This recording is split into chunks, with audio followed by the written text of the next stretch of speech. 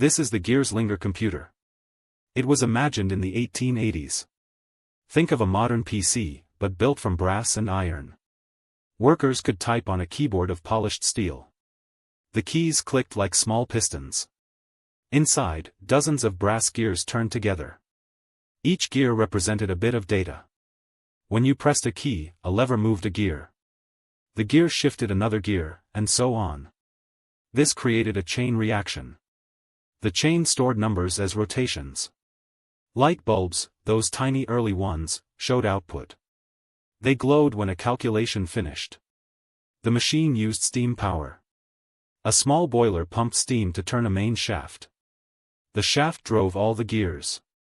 Operators fed coal to keep steam alive. The computer could add, subtract, multiply, and divide. It could also sort small lists. Engineers drafted the design on large vellum sheets. They filled the pages with detailed sketches. The aesthetic is pure Victorian. Brass tubes, polished wood, and leather straps cover every surface.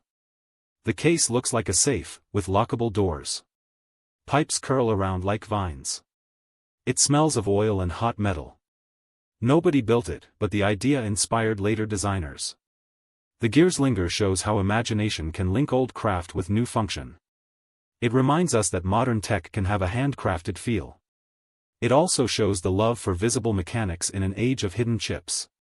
If you walked into a museum and saw this, you would feel awe.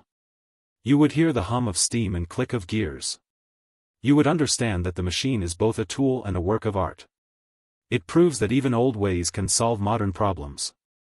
The Gearslinger Computer lives now in drawings, models, and stories.